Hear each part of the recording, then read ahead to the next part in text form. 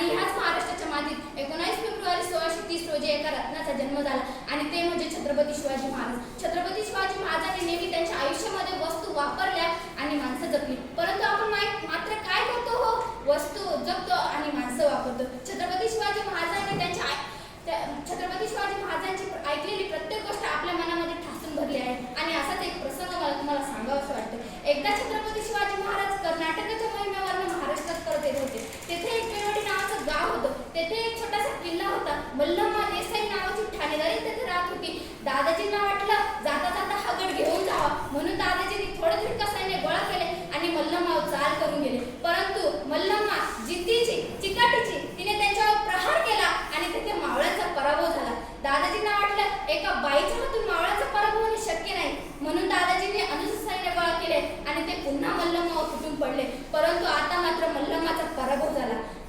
दादाजींना वाटलं आता मल्लम्माला कैद करायचं आणि छत्रपती शिवाजी महाराजांपुढे उभे करायचे. मल्लम्माला कैद करत असताना मल्लम्मा आत गेले आणि आपल्या कान्हेबाळाला घेऊन बाहेर आले.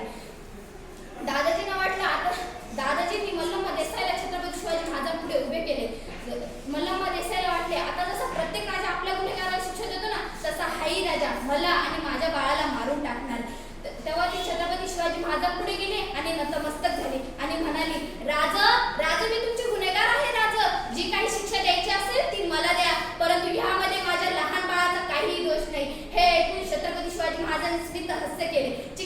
हे ऐकून छत्रपती शिवाजी महाराजांनी स्मित हास्य केले. चिटणीसाला इशारा केला. चिटणीस आत गेला आणि दुधाची वाटी घेऊन बाहेर आला. छत्रपती शिवाजी महाराजांनी मल्लम्मा देसाईच्या बाळाला उचललं आणि मांडीवर ठेवलं आणि चमच्याने त्या बाळाला दूध पाजले आणि म्हणाले, हा आमच्या मांडीवर दिसत आहे ना, हा आमचा भाचा आहे. अहो, म्हणजे तुम्ही आमच्या भगिनी झालात आणि कोणता भाऊ बहिणीचं राज्य माळकून घेतो?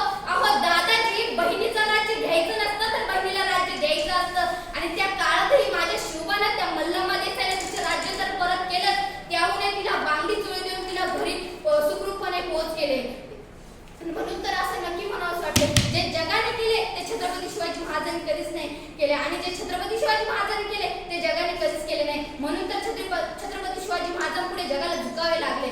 म्हणून मला असं म्हणावंसं वाटतं, अगं तलवारीपेक्षा तीक्ष्ण तुझ्या नजरेची धार आहे. अगं तलवारीपेक्षा तीक्ष्ण तुझ्या नजरेची धार आहे. महाराष्ट्राची वाघीण तू, भवानीचा वार आहे. अगं भगव्याची रक्षणी तू, स्वराज्याची तू लेख आहे. अगं भगव्याची रक्षणी तू, स्वराज्याची तू लेख आहे. दुबळी समजू नकोस तू स्वतःला, तू जिजाऊंची लेख आहे, तू जिजाऊंची लेख आहे. आता एवढी वर्ष झाली,